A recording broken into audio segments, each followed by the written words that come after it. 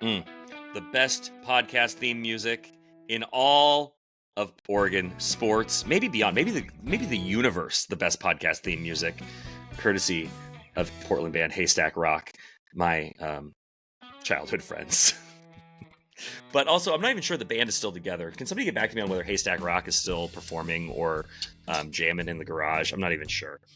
Welcome to the Oregonian Sports Podcast. I am Bill Oram. Brenna Greene is on vacation, parts unknown. That means we have a special guest joining us, sitting in her chair, not her actual chair, but her figurative chair today.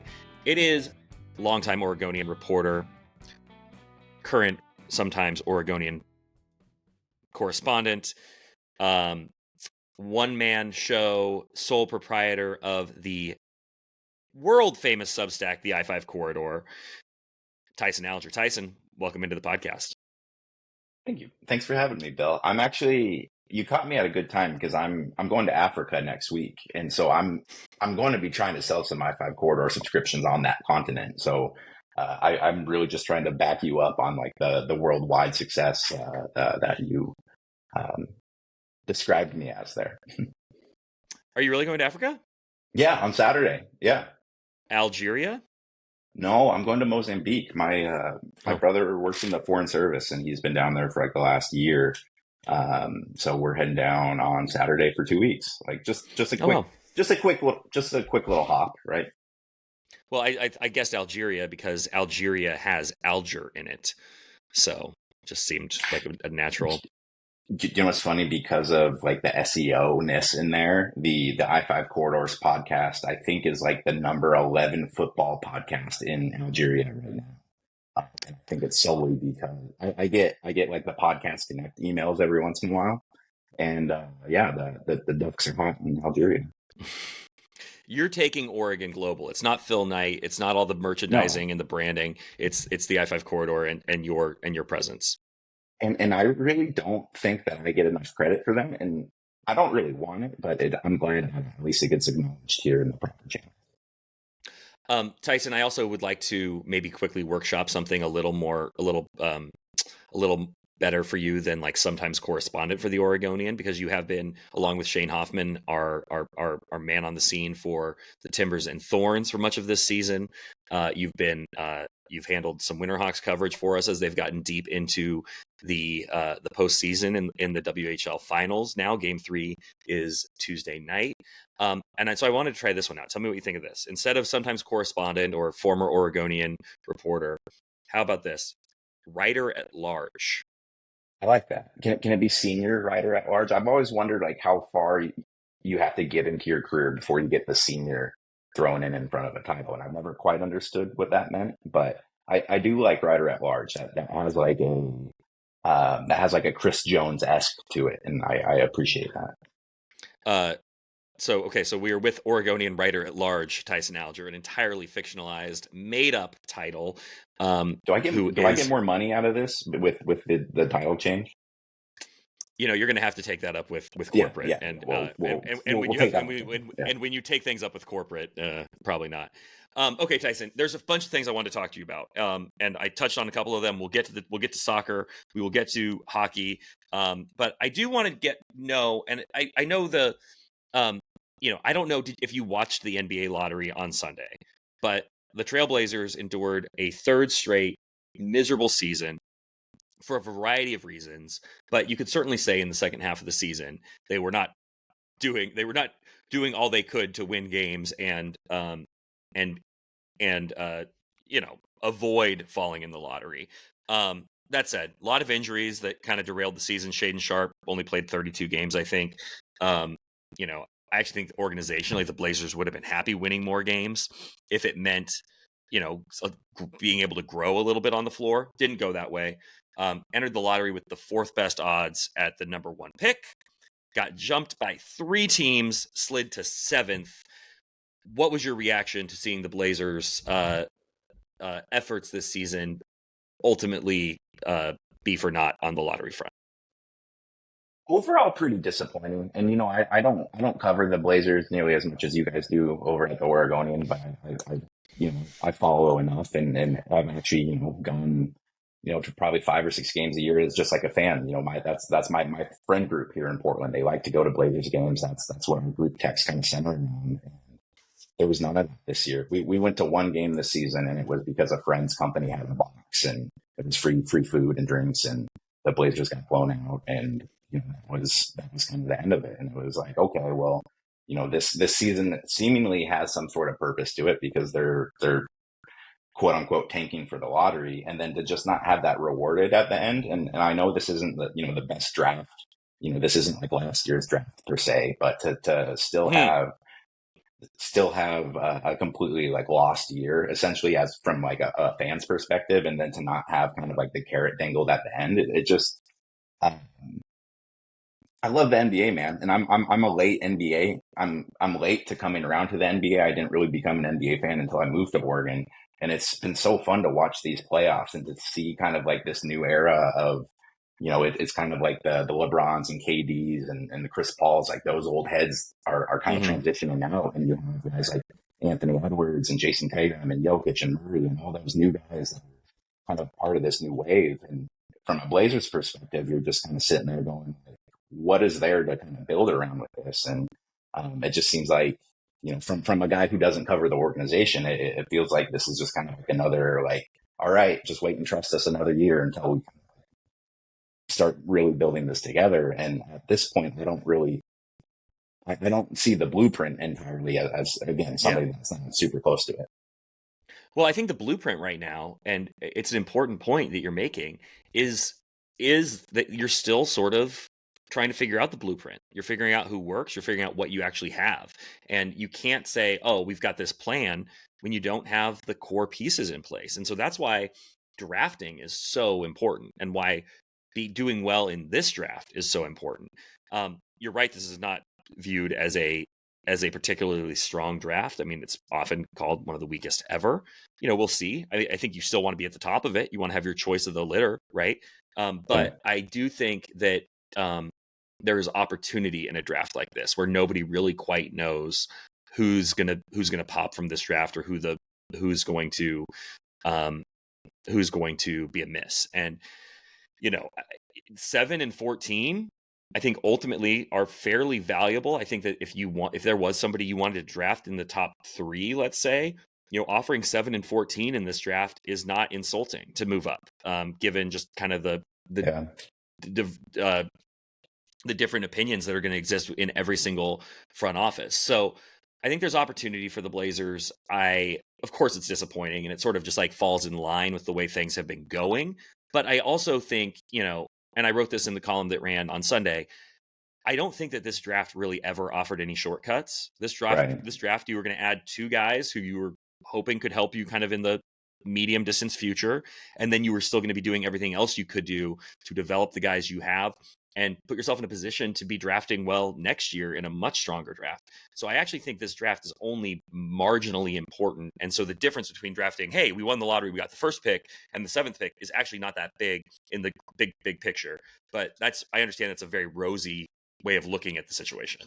Right. And I also can't like sit here and complain about the whole thing too, because like I was in favor of moving on from Dame. Like Totally. and I think what we've seen this past year too with Milwaukee, and Dame's obviously still a great player at times and can do certain things, but I think it was pretty apparent that his time with this organization this is the key piece to bringing you over the hump. I think that was done. And so I agree with the moves that they made. I agree with like kind of the take a step back and kind of regather as an organization.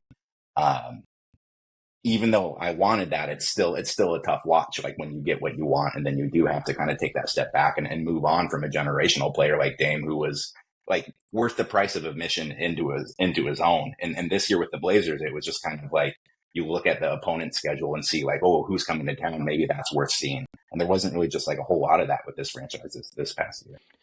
Totally. And again, I think some of that, like, people just want to chalk this up as another tanking season.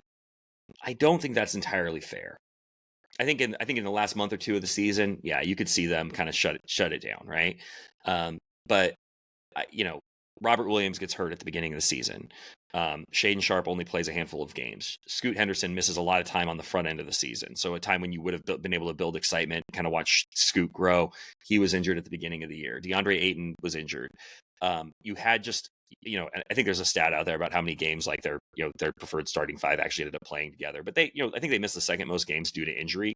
And some of that is injury, using air quotes, at the end of the year, I'm not in the training room, but could Jeremy Grant have played if it was, a playoff push? I think so. Could Malcolm Brogdon have played after the All-Star break? My understanding is that yes. I mean, these are not like necessarily season-ending injuries. They were in the sorts of injuries where you're like, well, what's the point really of bringing that guy back?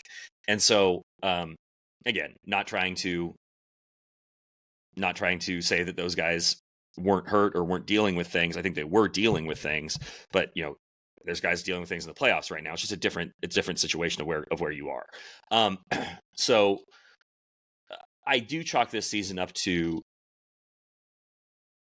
a lot of things went wrong, as well as not really wanting to win next year. And I guess I would also say, like, because I wrote that the Blazers shouldn't let this like bad lottery luck deter them from sucking again next year. Like you like next year's draft. I mean, you have to do this again. Unfortunately, I agree with everything you're saying. From a fan standpoint, it is not fun. It is you're going to have a lot of empty seats, and that's just kind of the roller coaster you have to ride in a when you're rebuilding through the draft. But next year, do the Blazers have to lose 60 games? They have to lose 65 games. With the way that the odds now work in the lottery, you don't. Like you could win 30 games and still, move into the top four. I mean, Atlanta only had a 3% shot at the top pick. Atlanta, I think, had the 11th best odds. Atlanta won 36 games last year. And that's not to say that, you want to mess around and win 36 games.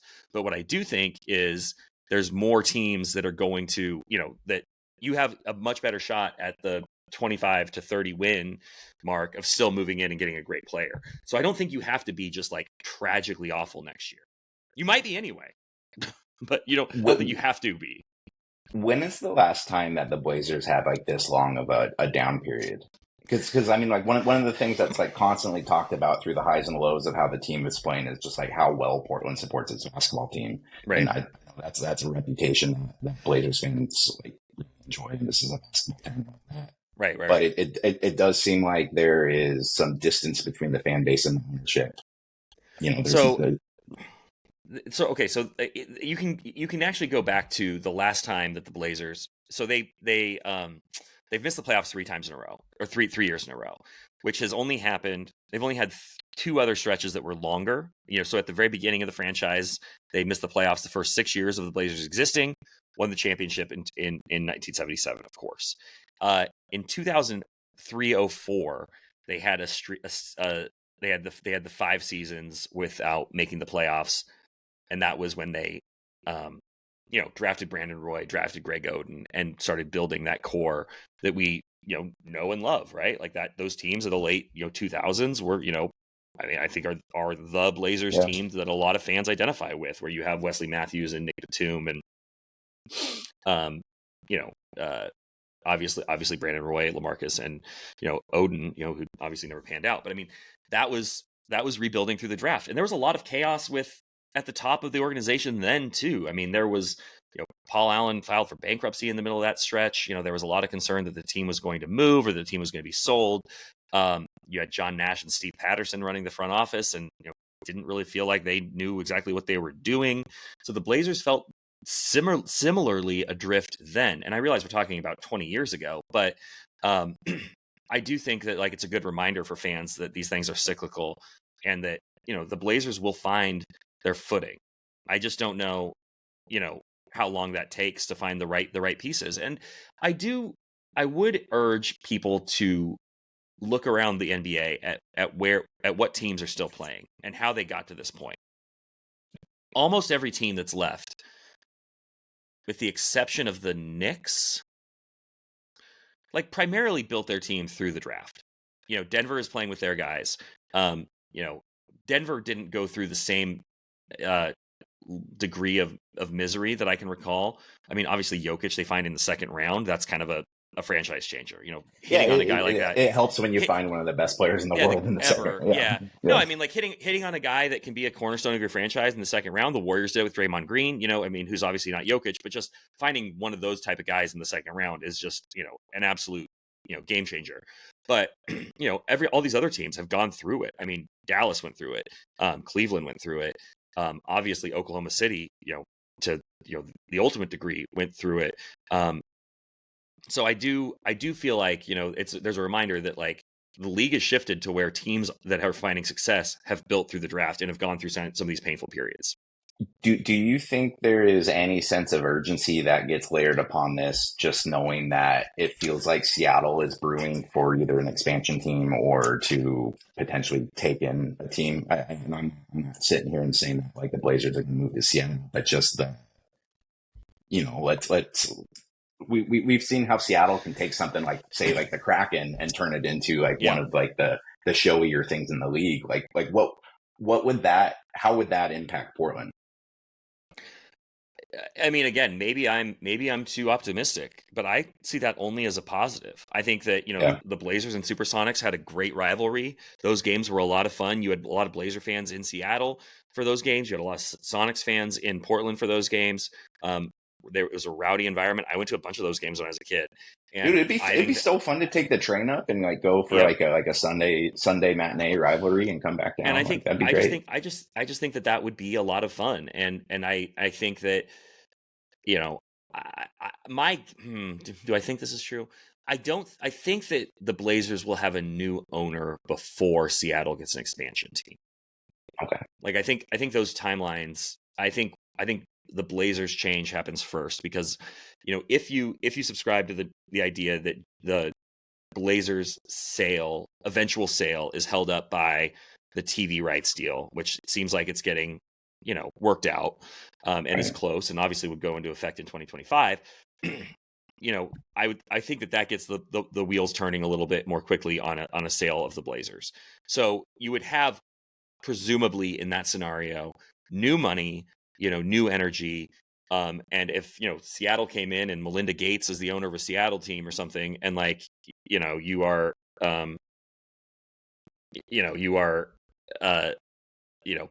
pumping tons of money into that team and doing all this showy, flashy stuff. I think there would be a little bit of like rivalry off the court with wanting to keep up with your regional rival in Portland. I think that would be good. But I mean, there's so many moving pieces with the Blazers and that sale, and the Rose Quarter.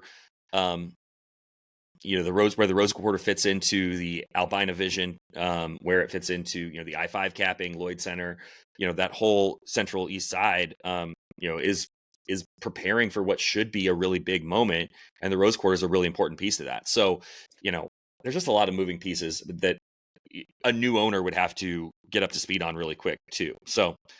I did survive traffic Armageddon down there Friday night because it was the Winterhawks game 1 playing at the vet, and right across the street at the same time was Pearl Jam at the Moda. I pulled into the parking lot around like 4:30, and the parking attendants were like pre-shell shocked. They were just like, it's going to be a night. Luckily, I took some time during the store. I beat the traffic on the way home. So it was a nice little start to the weekend. Yeah, when you started getting stressed in traffic, did you tell yourself to just breathe? Just nice one there. Okay, so that's Blazers. I mean, you've given me a great segue, so let's just dive into it. You have jumped on the Winterhawks for us over the last couple of weeks. The Winterhawks have been on a great run, pretty dominant, I think, through the postseason to get to the Western Hockey League Finals. Had the first 2 games at home against Moose Jaw. Isn't that just like so perfectly junior hockey? Like all you guys are finally paying attention to hockey for the first time this year, and you get a team named Moose Jaw in the final. Like, come on. It's pretty incredible. But so you were there for game 1. Winterhawks lose. I was going to go on Saturday. My childcare fell through, so I ended up not going. Winterhawks lost anyway. We all lose. Yeah. We all lose. Winterhawks lose. So they're in an 0-2 hole, depending on when folks are listening to this.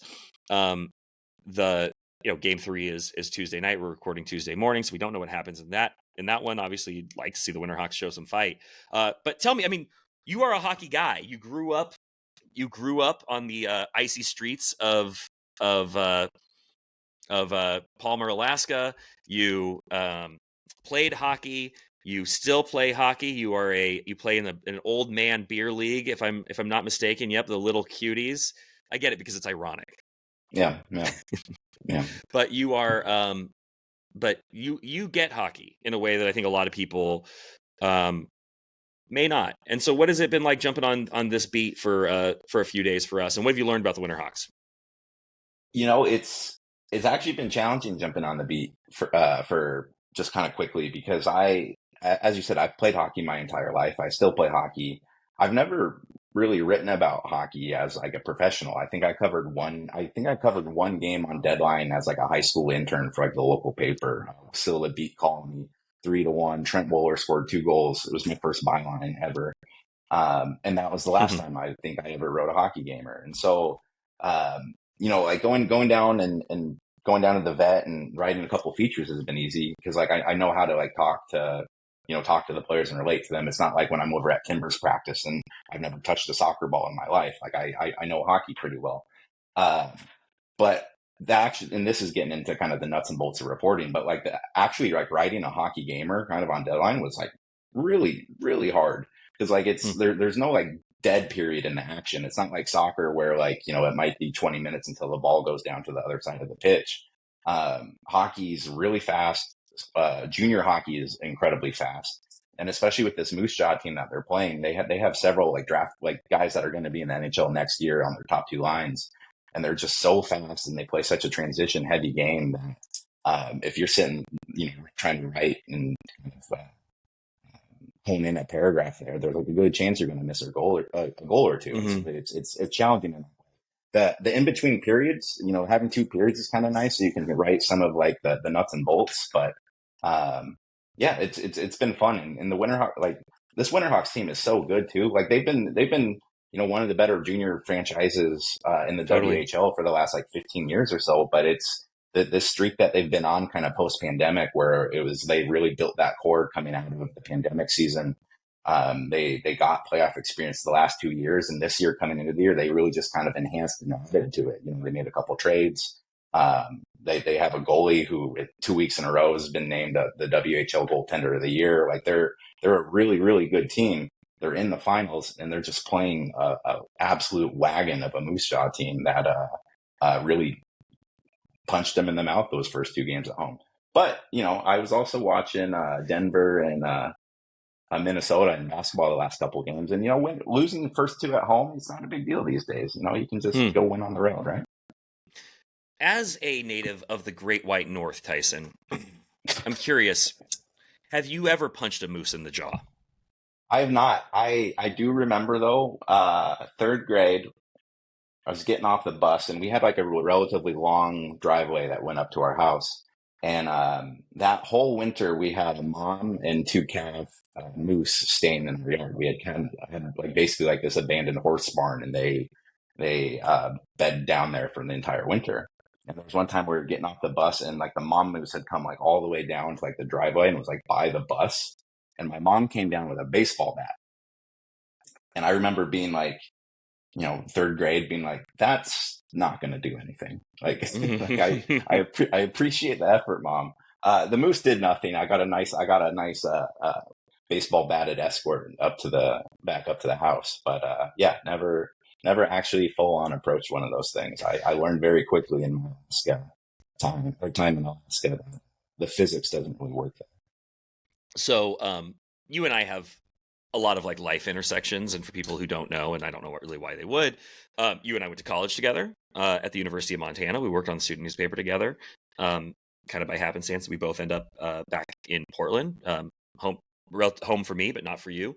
But we also connect on the Alaska front, because when I was growing up, we had a home in Alaska and would go fishing in the summers on the Kenai River. And great childhood, great way to grow up, amazing memories. The first summer I was there, I think I was 7. It was after my first grade year. And the most distinct memory, my grandmother was there, my grandma Ralph, her last name, and I was wearing a red shirt, and we had uh, a cow moose and a calf in our little driveway. Like we had and like this was common. Like moose would come, right up to the Yeah. house, regularly. I mean, this is just it was a very regular thing. You'd see them up close virtually every day. And on this particular day, we were all standing on the porch. I think my grandma, who lived in Ohio at the time, was particularly charmed by it. And we're all standing there on the porch, and I'm again wearing a red t-shirt. And this cow, for whatever reason, saw me as a threat. And like I was not between she and her calf. There was nothing, at least I don't know. This is 30 years ago now. But I like mean, Bill, as far as you're a as far hulking as figure, Yeah. I mean, I'm very intimidating. Yeah. And this cow moose charged me. And I, being the scared little child I was, ran like a scared little child. Mhm. And it's a favorite family memory of me going like literally like leaping over a bank to get away from this cow that had charged me in that moment. So moose are quite intimidating if you have not ever been charged by one or felt the need to That, fend one off with a baseball bat. and this is why people come to this podcast too. It's for you. You never know. Like that advice there could save somebody's life, Bill. And I'll tell you what, they want me to do a podcast, they get the podcast I want to do. So that's how this is going to go. Okay, I have another hockey question. okay. What are the lines for? I'm kidding. I'm not asking that.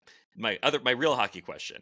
What have you learned in this brief sojourn to the hockey beat about Winterhawks culture? Like I know you've been to a bunch of games. Like I mean the Winterhawks,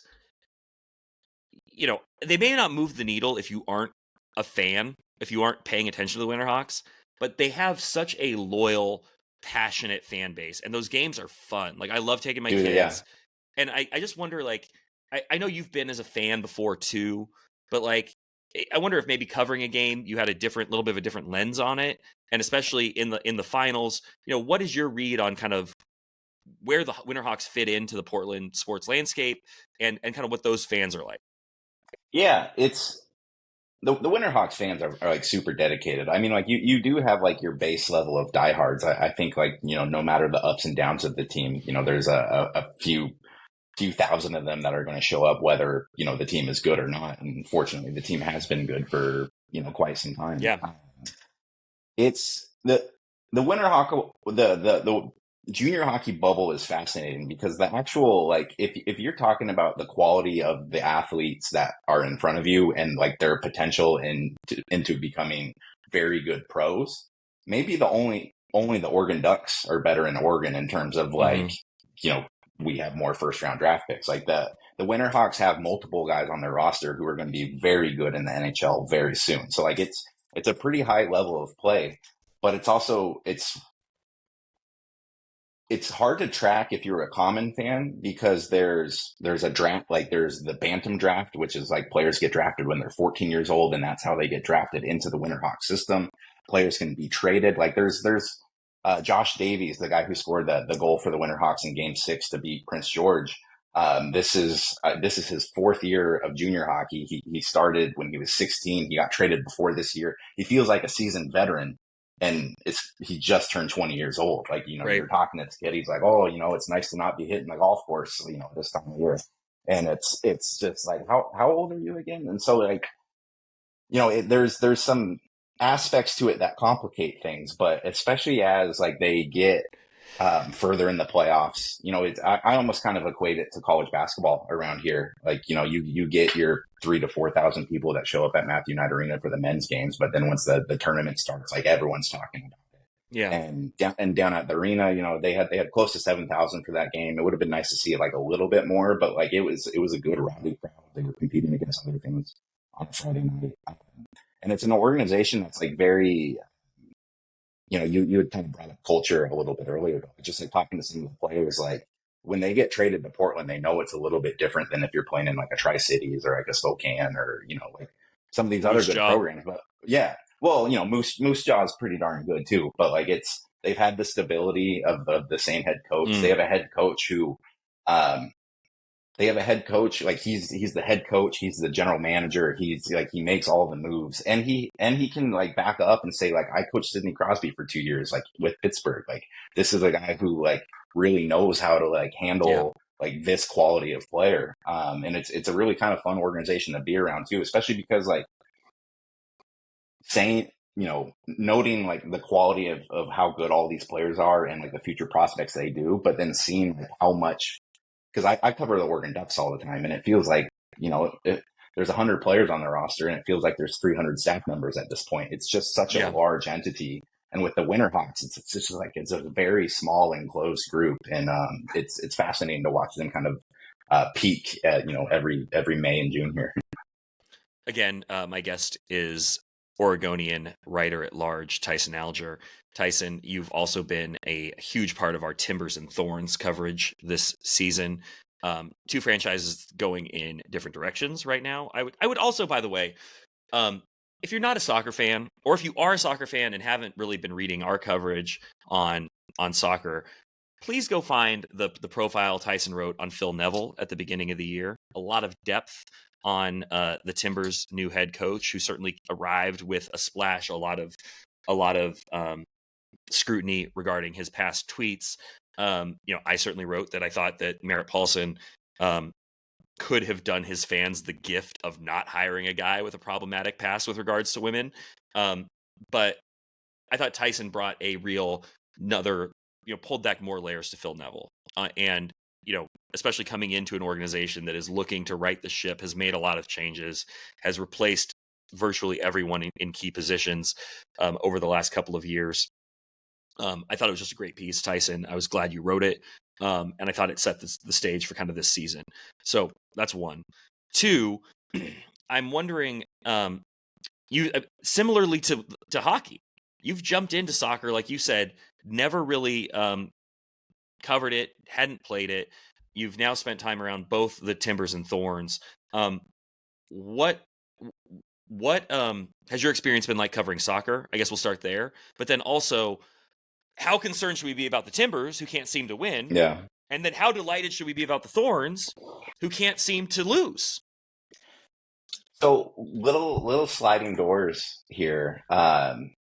I tried to be your guys' soccer writer like 10 years ago. And Jamie Goldberg got the job, and she kicked ass with it. Or sorry, I don't mean to cuss. I don't know if we can do that here, but she kicked butt with it for, 6-7 years, and is still with you guys. And instead of that job, I ended up getting the Ducks job, which has then taken me down this path of being a football guy for like the last decade. So, I have thoroughly enjoyed diving into soccer. It's one of those things. I have done a fair amount of soccer gamers over the years. This wasn't the first year I've freelanced a few gamers for you guys, or I've did you cover some women's soccer at the University of Montana for the Montana Caiman?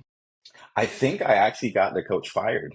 I never covered a game, but I did write a story at the end of the year where I think the kicker was, now that the season's over, Grizz Nation can pull their collective fingers out of their eyes or something like that. And the next day he was fired. So, oops. Yeah. So actually diving into like the intricacies of covering soccer versus football, the thing that has struck me the most so far is some just would say they're the same thing. True. Thanks, Bill. It's crazy covering a professional organization versus college, because in college, like there's a lot of, especially just with like what the coach will tell you, there's a lot of kind of like couching things or not singling certain people out, or, there's always kind of like the recruiting angle that I feel like is like overhanging everything. So there's like a whole lot of like, we were really bad today. While Phil Neville has been a bit of a broken record the last month and talking about how poorly they're playing, it has been absolutely a treat to quote him. Talking about how bad they're playing. God, the guy uses so many, like uses such beautiful alliteration and adjectives with like every little post game press conference, and it's really fun to quote. But at the same time, if I'm a Timber supporter and I've kind of watched these over the last 9 weeks of this 9-game winless streak they've been on, I'd probably be getting fairly frustrated. But I will say that's the one area that I'm finding the most challenging right now, is because I've covered enough college football over the years that like I know what stories to write and how to write them when things aren't going well, just because there's enough, I know I know that football enough. Mm. Soccer, I'm still kind of getting my feet wet a little bit. So like I don't have as much of like a critical eye for tactics and those sorts of things. And so that's kind of what I'm trying to evolve with right now, especially as the Timbers are failing to evolve themselves. So I don't want this to turn into a fawning, Bill adores Tyson fest, No, but no, I do but have. I have time. I bet you do. did the whole morning. Yeah. But I do think that, like, I want to highlight, because what you're talking about, like, you don't know soccer, any better than, some any other casual observer. I know soccer about as well as anybody who plays FIFA does. And you bring that eye to your coverage, and you do this with football too. And I think there actually are, like, this conversation actually has a few really good lessons for young journalists if they are listening, and you and I hear from them and they want to know how to get their foot in the door, or how to, what they should do professionally.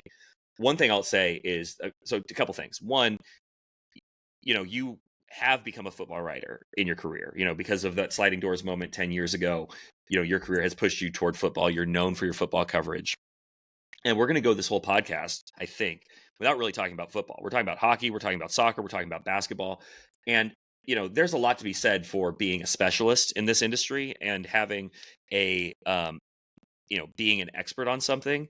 But also, to make a career in journalism, sports journalism, you need to be able to throw yourself into a lot of uncomfortable situations or in a lot of places you're not as familiar with. And the fact that, you're pumping at the I-5 corridor, you're doing a lot of great, Oregon Ducks coverage there. But on top of that, you know, jumping in with both feet on these beats that are out of your comfort zone. And that's part of being a good sports reporter. And so, one, respect to you for that. Two, I remember last year you and I were both at one of the early Timbers games. I don't know if it wasn't the open. I think it was. I think it was the first. I think it was the first one of the year. Yeah, against Kansas City, Sporting KC, and the Timbers won, I think. And it was the debut of Evander, who the Timbers had just dropped $10 million on. And, I'm there to write a column. Not entirely sure what I'm going to write. At the time, Gio Savarese was the coach, and he, was talking in very, coaching terms. A lot of soccer media is very inside baseball, where they are asking questions that's definitely been a challenge. Yeah. For a very informed audience. And, I'm writing for a general audience, as I think more you are. You're actually writing not even for a general audience. You're writing for a football audience, mostly. So for you, the bar is even higher for you, in terms of, what could be interesting from a Timbers match. And I had so much admiration for the question you asked Gio that night, because you were willing to be vulnerable in a sense with the question, because there's so much in press conferences, so much like, I want to show how much I know. So people sit there and they talk and talk and talk and talk and talk about, what they saw or what they observed or, what they know from past conversations. And then essentially the question is like, would you agree or speak? And your question to Gio was to the effect of, I don't know soccer that well, but I hear how great Evander is. You're talking about how great Evander is. Can you explain, for someone like me who doesn't know soccer, what he does that sets him apart and makes him so special and people should be so excited about? And it just led to this beautiful exposition from Gio, who broke it down. It was, lovely language. It was detailed, and he made it make sense. And so if you go back and read my column from that night, like, I stole all of that because it was the best thing it was the best thing that came out of the night. Hey, I give credit to a reporter. Yeah, I know. Yeah. A reporter in air quotes. But I mean, I have a lot of respect for that. And I think that, like, approaching the job with that curiosity and that willingness to be the guy who doesn't know everything is so important. I think there's two reasons I do that. The first one is, like, I have crippling anxiety, and, like, my biggest fear is to be, like, sounding like I'm an expert on something, and then have, like, a coach be like, you don't have to. Yeah. Like, and I'm very well aware of my weaknesses. I know a little about a lot of topics, but, like, I'm more of a generalist. You crushed that conversation about Moose, so that's. Thank you. I do appreciate that one. The other thing is like, I think I try to write a lot with, like, what I used to be interested in when I was like a kid, and like so much, and it was never like, necessarily like the X's and O's and like that specific stuff. It was like what gave me a portal to something different when I was reading the Sports Illustrated in a cold Alaska winter. Like put me somewhere, or like just like who is reading this that doesn't know about this world, and why should they care about it? And I think when I go into soccer and I have like these wide open eyes of like, I didn't have any preconceived notions about it. I just heard they'd spent a lot of money on this guy. He's one of the first, the one name guys. The one name guys are always pretty good in soccer. And so it was just like, all right, tell us like why should we pay attention to this? And I Mm-hmm. think kind of like just having that vulnerability, not necessarily vulnerability, but just like, you guys are the experts. Like, you tell me why. Like, I think there's the one thing that I hate in our business is like when, because all the press conferences get uploaded online, and so many times you'll see like, oh, this reporter gets dunked on after this question. And it's like a really great answer is what ends up getting dunked on. Or sorry, the question is what gets dunked on from an athlete. But a lot of times, like bad questions or questions that don't necessarily like write down well or sound well, like you're still Yeah. getting a good answer, and that's our job. Like the press Yeah. conference job isn't for us to like look good. It's to get interesting answers out of these people that a lot of other people don't have access to. And I think, for that specific one, I had an opportunity to ask this coach who just paid a lot of money, why is this guy so good? Like, I'm going to take that chance. Well, and I think it's disarming too, because I think a lot of times, people sitting up there, there's sort of a staleness to the back and forth a lot of the time, and I think it's disarming to be very conversational like that. And I think in that instance it really worked with Gio. There are probably instances where it doesn't work, but I think it's a really useful technique, and I always admire. And I do think you do it, by the way, on football too, like in press conferences where you've asked Dan Lanning questions about how Bo watches. I think how Bo Nix watches film, or Yeah. to Tez Johnson about what is different about catching the ball from Bo versus Dylan Gabriel. Like I think that those are like thoughtful questions that would not necessarily appeal to the wonkier thinking I will say, minds I out there. will, I will say it's a challenge doing that with Lanning, just because like he's a tough cookie, like in Yeah, for general. sure. Like you can be an expert asking him a question, and he'll kind of parade it, and you can be like the eclectic guy in the corner of the scrum who's asking him like, oh, like how often do you journal? And he'll be like, twice a day, and then move on. Yeah. He's not one to like give you like to go out of his way to give you like Right. that extra like quote for that will Yeah. make a random Wednesday story. Yeah. Okay. So one, I think it's a really good technique, really good interviewing technique. Probably one you learned from me at the University of Montana. Remember whose podcast this is? Yeah, thank Oh you. yeah. Man, you were taller then too. God. I was a lot of things back in my youth that I'm not anymore. Like able to walk up a flight of stairs without losing my breath. The stairs up to the press box at Providence Park. My goal by the end of the season is to not be completely out of breath by the time that I get up to the press box. It is a We're good. It is we're a third of the way there. I'm making some progress, but I do not think quite. I do have to think that one of the best things about working for the Timbers would be being able to do the stairs like all the time. Like it would be a good like built-in workout. I will say I have thoroughly enjoyed regularly being at the stadium. Like I love the history of that Mm-hmm. place. Like especially just through its different iterations, throughout this city's history. And I love when you're like going downstairs into the basement to like get to the press Mm-hmm. room, and you can kind of like you kind of etch away some of like the remodeling that's happened to the Mm-hmm. stadium over the years, and it does kind of feel like you're going back in time a little bit. Yeah, it's certainly the crown jewel of Portland sports venues. I don't know. I still have some sadness that it is a soccer specific stadium. Like, I mean, of course, for soccer, it's been incredible. And, I Right. mean, I've obviously been a pretty harsh critic of Merritt Paulson over the last couple of years, but you can't like really, you can't say anything. You can't say too much bad about what has happened at Providence Park in terms of making it one of the, great soccer venues in the country and in North America. That said, like I just have really fond memories of playing or not playing, but of going to Portland Beavers games there. AAA baseball. Obviously, it was a dungeon at that point, but Dude, such a rich baseball history, such a rich football history. I wish there was a way for Portland State to be playing there. I get that it's cavernous for an FCS football team, for any FCS football team, really, with the exception of the one in Missoula, go Grizz. Montana, which would fill that thing every Saturday. But I do have some, I guess, heartache that it is not more available for other things. But I mean, that's also like the cost of doing business and having a professional soccer team. Yep. And it also has, I don't know that Providence Park would have ever had the life it has gone on to have. It might have just remained a dilapidated, football stadium in the middle of the city. So, I mean, I remember I interned with the Oregonian in 2010, which was the last year of the Portland Beavers. And I think my first week on the job, I just went down, like, it was, I think for the internship, they had maybe like 2 stories ready for you to do. And then it was like, all right, go find stuff. Like, you're in the city, like, go prove that you can do this.